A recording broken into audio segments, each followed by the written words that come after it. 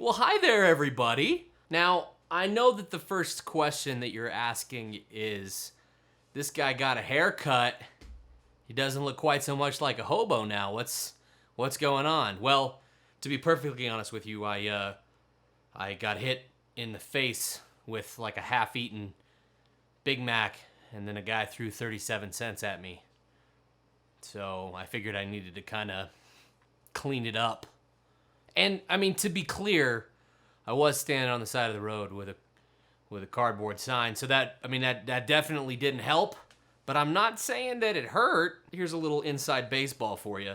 I thought about getting a haircut before I started this whole series, just because, I wanted to put forth a professional image and all that kind of stupid shit. But I decided that it was literally, I was just another thing in the endless litany of things that I do to waste time. So I just decided, you know what, I'll make a video and I'll look scary to people, but I'll make a video, and that's something that I don't normally do, right? So today's video is something that I've been thinking about for a while as I've started The Creative Idiot, and it's basically reasons why Stephen King is really, really impressive to me. Now, say what you will about Stephen King's books. You might not like his particular style of writing, but the guy wrote the frickin' Dark Tower, so I feel like he knows a little bit about what he's talking about here. So, a while back, there was an interview with George R. R. Martin and Stephen King in Albuquerque, New Mexico.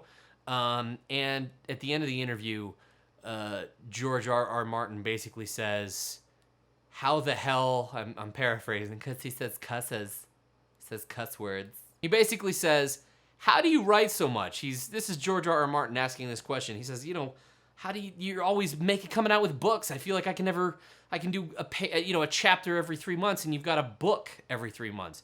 And Stephen King basically says, I write 6 pages a day. And that's it. And that blew my freaking mind. What?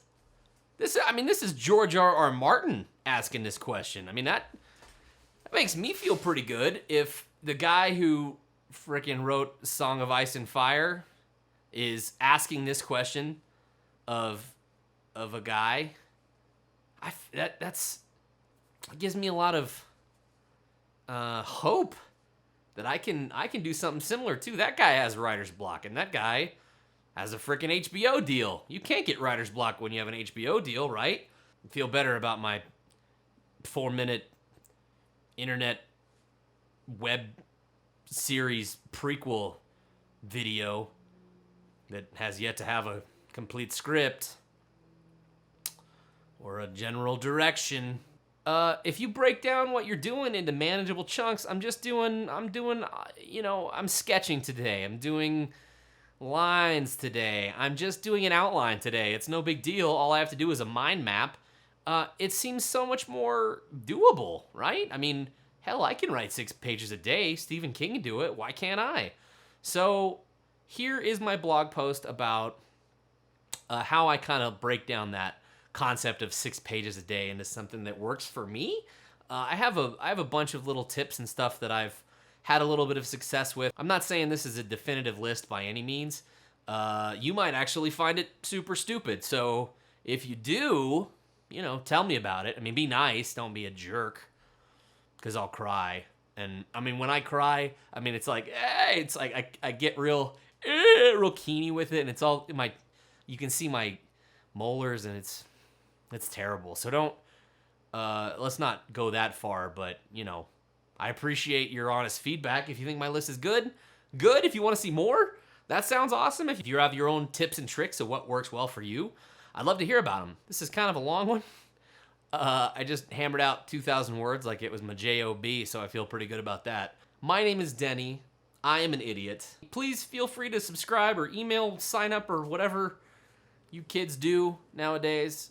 If you have any interest in seeing more of something, less of my face, more of my face, less of my words, feel free to let me know. I'm probably not going to take them into account because, remember, this website's for me. It's not for you jerks. I'm just kidding. I love you.